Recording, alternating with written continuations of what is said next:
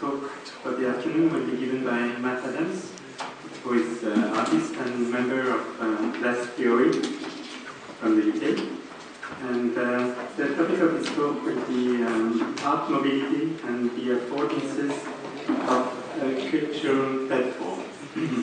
And perhaps the word affordance might be the... It's a good segue. Good connection between both. Thank you very much.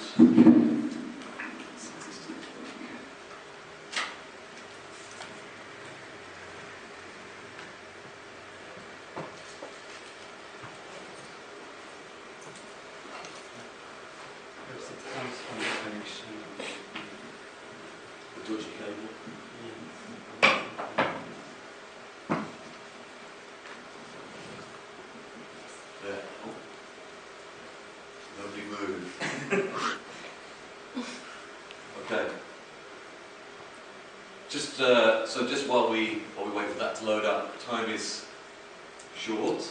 Hopefully Gordon has powered you through the after lunch nap and reap the benefits. Hopefully that slide will come round. So reading your description again this morning, Benna, about the sort of threads for today. You talked a lot in the outline about mobile devices as an extension of cognition, and based on my ignorance of that field, I was like, okay, I should try and find a different way to come in on this subject, and I thought that maybe one of the ways to do that is around how we have approached mobile devices as cultural extensions. So that's really my approach in trying to thread through a number of glass theory projects. And to do that, I want to talk about a number of works quite briefly. I hope you'll forgive me, rather than actually going into one in any real detail. So first of all, just a little bit of background. We are a group of artists called Glass Theory. We are based in Brighton in the UK, and we have been working together for 23 years. I work with my colleagues Ju Rofar and Nick Tandavanich. And we are an interdisciplinary team in our background, and we have collaborated with the Mixed Reality Lab at the University of Nottingham for about 15 years, and that's a team primarily of computer scientists. So there is an interdisciplinary quality to much of the work that we make, and most of the projects I'm going to show you today are made in collaboration with the University of Nottingham. The kinds of projects we make are often mixing games, art and theatre in varying levels of emphasis. Some of the work we make is not a game at all. Some of it, as you will see today, is a conventional game in its structure.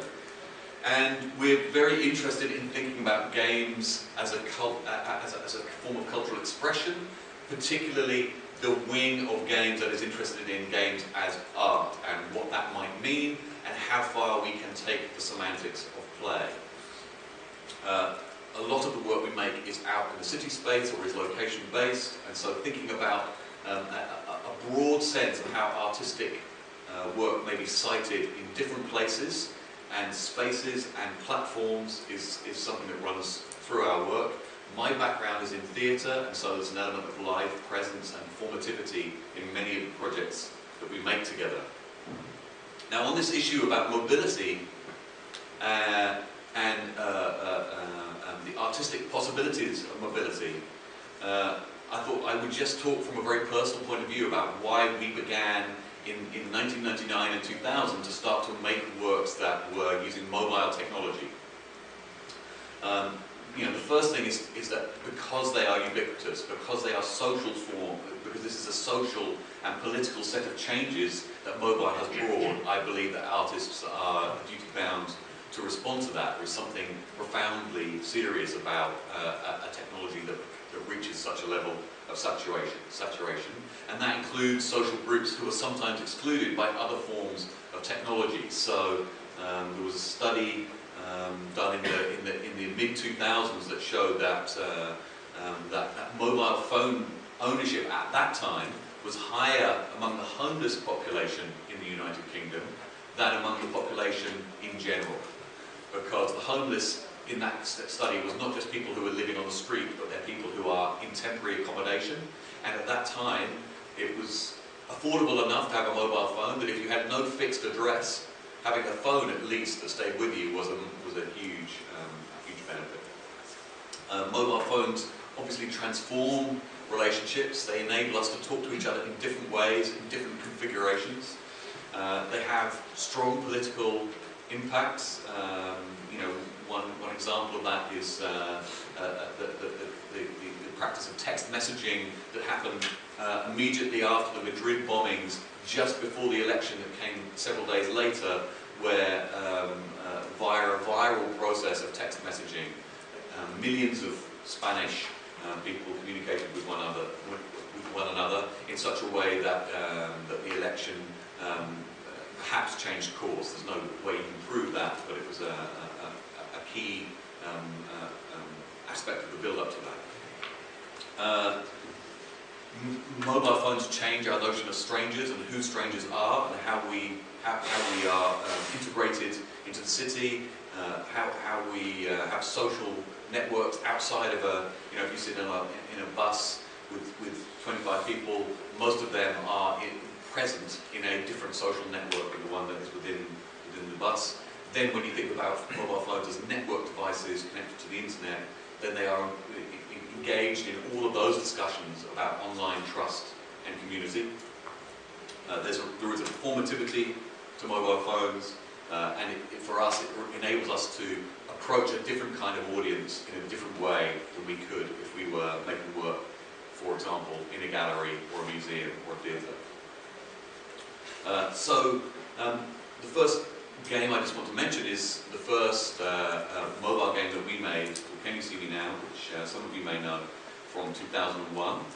In case you don't, I have a 1-minute video which just gives a very quick oversight. This was shot in Tokyo, and the key thing to sort of observe here is that you have people playing online in a virtual space and people playing on the street at the same time. The people, do you want me to hold it? This is number 6. Okay.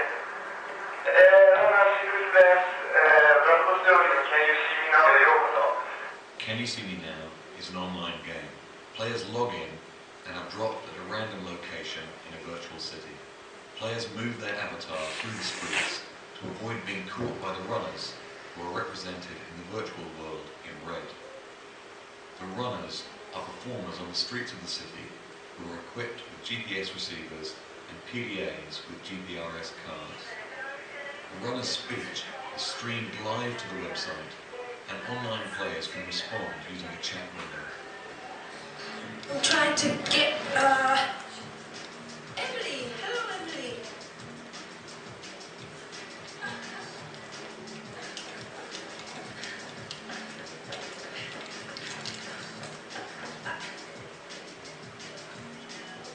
I have seen that panorama at 3 o'clock near Grande. Congratulations, good job, good catch. This is RONDE. I have seen by nada.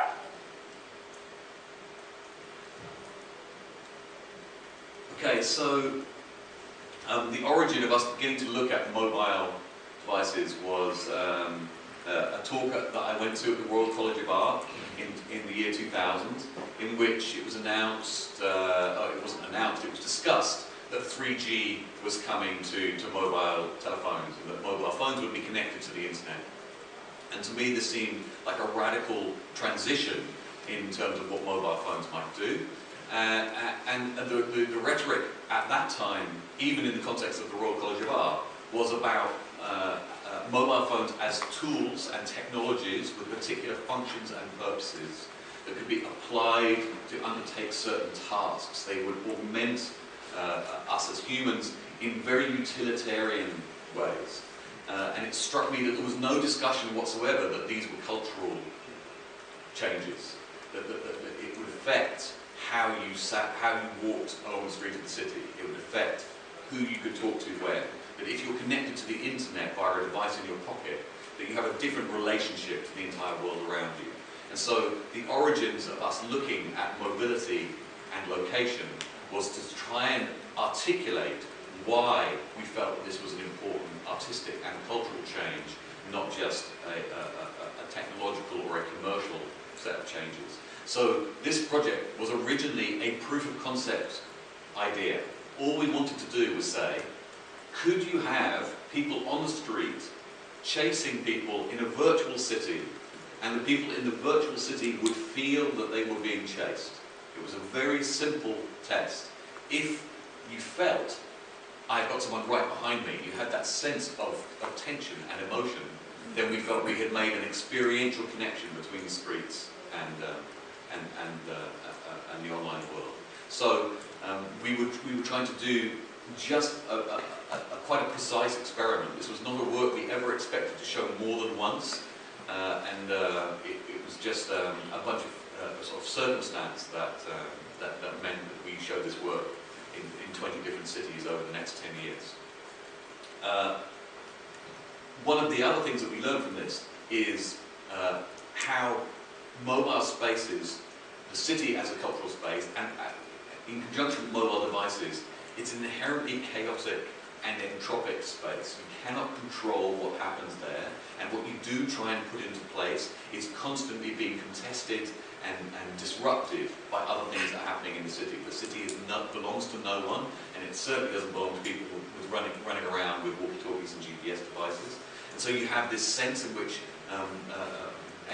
any work that we make for a mobile device has to incorporate and accommodate that.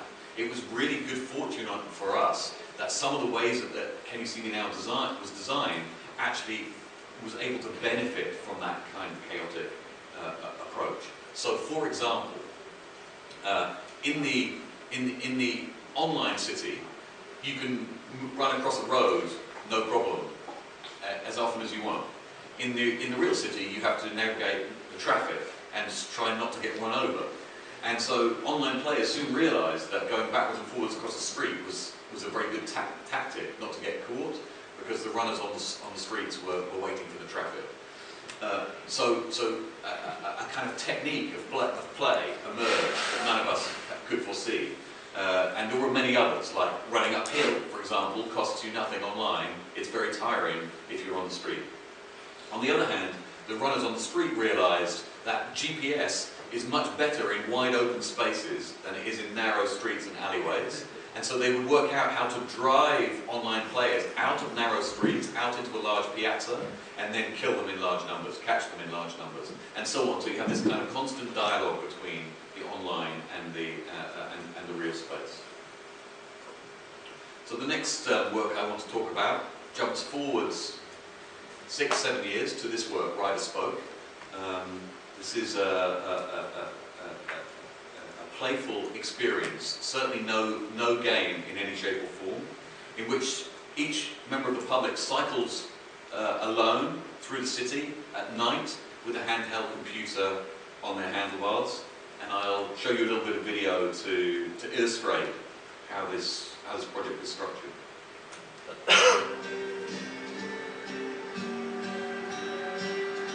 This is one of those moments when you're on your own. You might feel a little odd at first, a bit self-conscious or a bit awkward, but you're alright, and it's okay. This is the voice she hears in her earphones. And find somewhere that you like. It might be a particular building or a road junction. When you have found somewhere you like, give yourself a name and describe yourself. Not too far from Park and Mill Green. I'm at the junction of Cheapside and Wood Street. I found a building that's probably the shortest building in the area.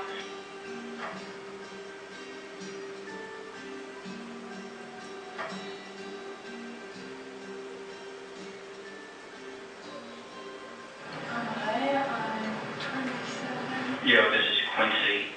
My name today is AJ. My name is Ascendant. I am grey, stark, and colonial. My name's James.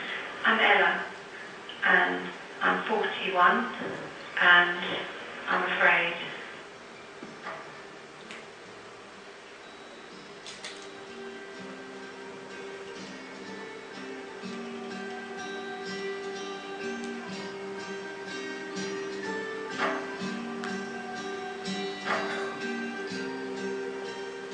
Anyhow, so I was sitting in the hot tub with the aunt on one side singing Sound of Music songs and the beautiful 21-year-old twin on the other, so it was a bit of snoggage. Beautiful Claudia ended up taking her top off and her aunt told me to suck her nipples. What could I do? You know, I was just a guest at this family Christmas.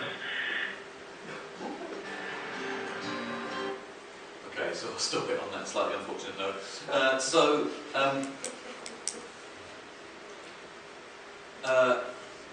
the structure of the work is that you get asked a question, or you can choose whether to get a question or to listen to someone's answer. If you choose to get a question, you're asked a question, and you're invited to choose somewhere in the city to record your answer to that. And this work really comes out of a set of learning about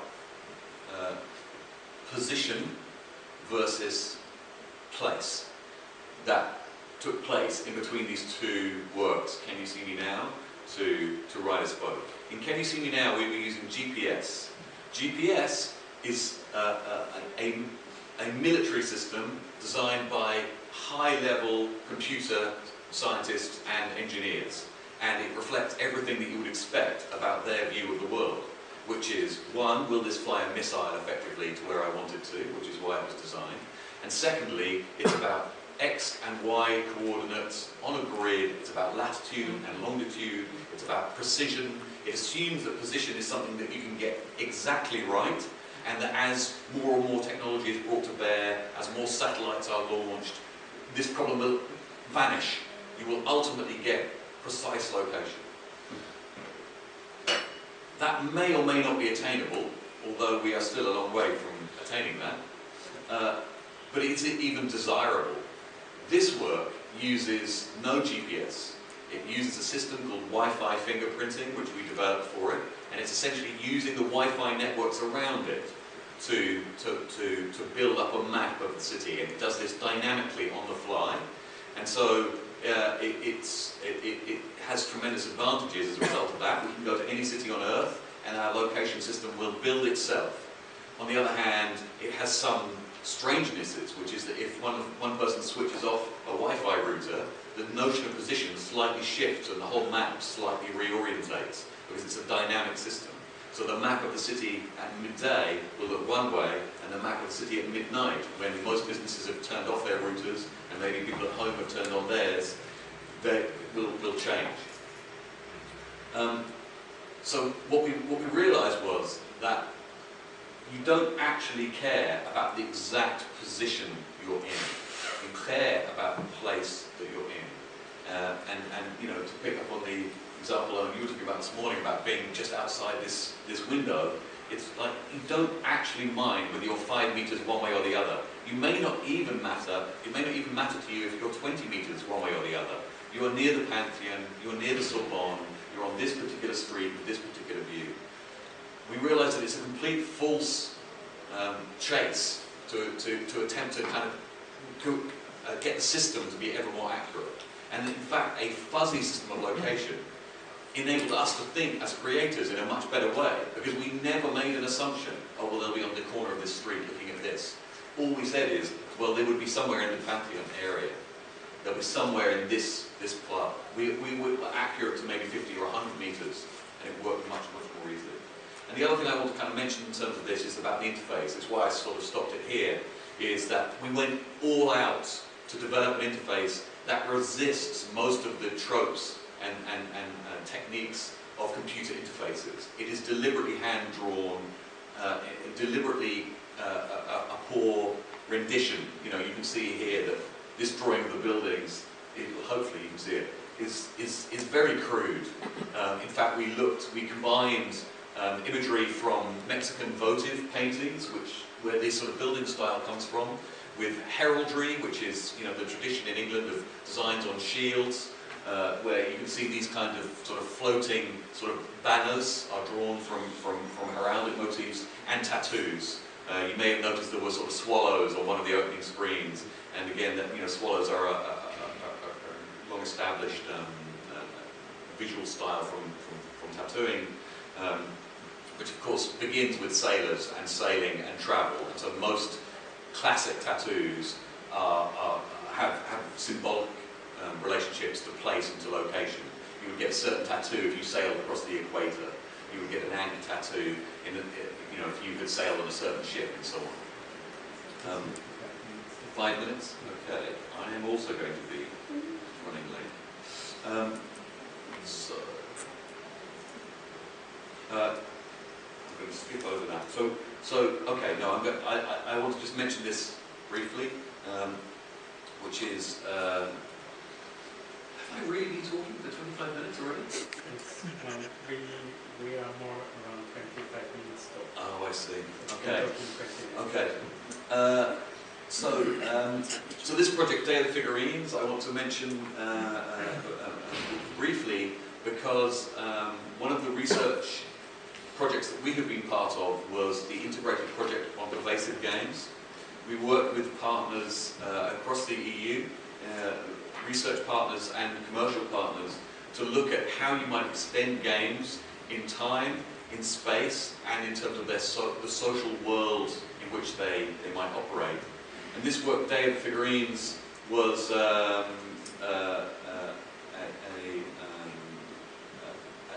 game that lasts for 24 days, using entirely text messaging. And I haven't got time to kind of explain the rules of the game. But what we wanted to do was to say, can we make a game that actually comes to you?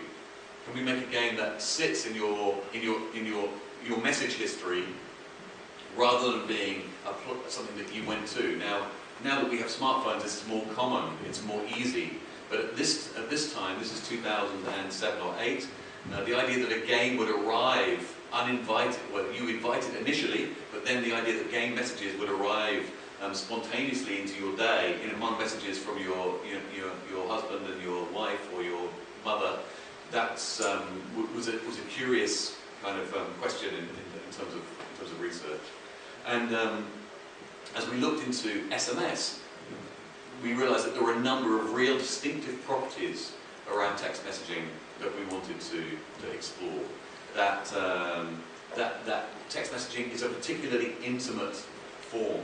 It's fairly private. It's unusual for someone to look through your text history.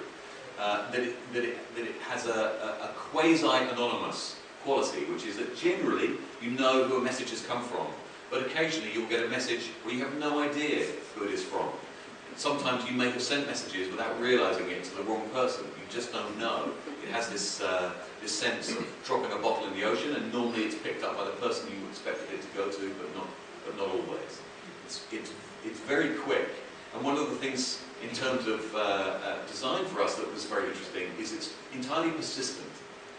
I have messages on my phone that go back many, many years. I have messages, particularly ones I think it's common, I think people to sometimes keep a message of particular significance for a long period of time. So you have a game state that extends back through days or weeks or months. Okay, so I have to move on, and I want to just finish by talking about this project, I'd Hide You, which is really the work that we're doing at the moment is in 2 areas. One is around video streaming from the streets, and you'll see, as I show this little bit of video of I Hide You, that you can see it's linked back to Can You See Me Now from 13 years ago, but in some ways we're taking it into a new direction. But this is another mixed reality world where you have people playing online and people playing on the street at the same time. Welcome to I'd Hide You. I'd Hide You is an online game. 3 runners stream live video in high definition from the streets of Manchester. Online players enter their name and pick a runner from one of the 3 teams to ride with. My strategy for playing is going to be as stealthy as possible. I'm going to be quiet and fast. Pick a runner to follow. Watch their video and if you spot another runner in a shop, click to take a snap. But this is more than just a game. This is a live transmission. You see what they see. You hear what they hear. Tell your runner where to go. Tweet their location. Help them or distract them. This is how it starts. Come to the last game of the evening. In Manchester's northern quarter. So if you can just help me out to get the key and map and we'll work together.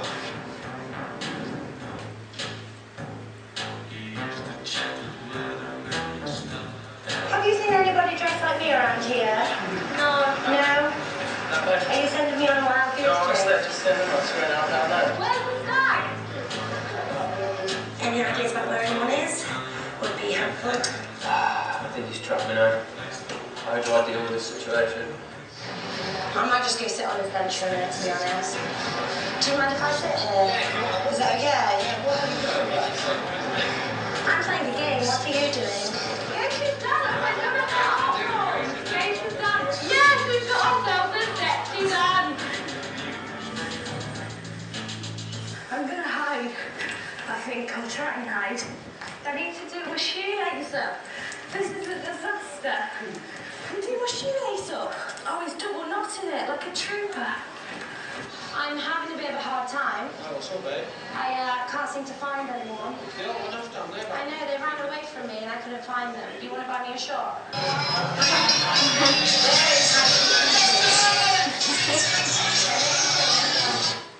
That's a good moment to stop. So,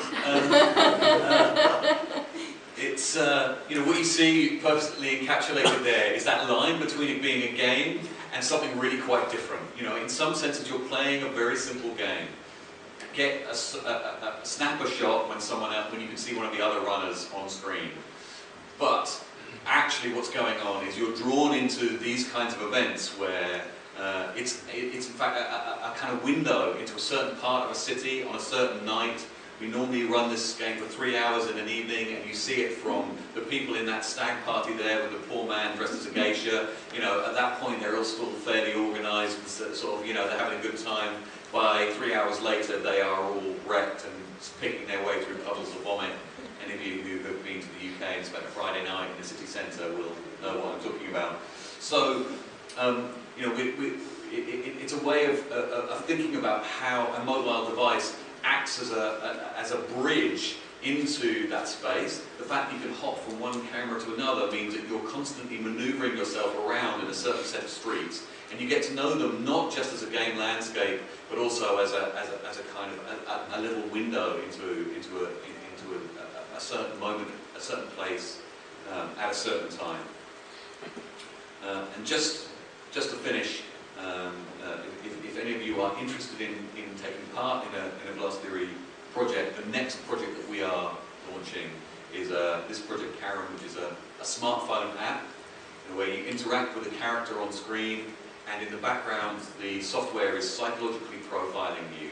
This is almost 2.5 years worth of development, working with 2 specialists in behavioural and psychological profiling to build a narrative where the software uses existing systems of psychological profiling, profiles you, and then the story and the character respond to you according to assessment of your psychological state and behaviour.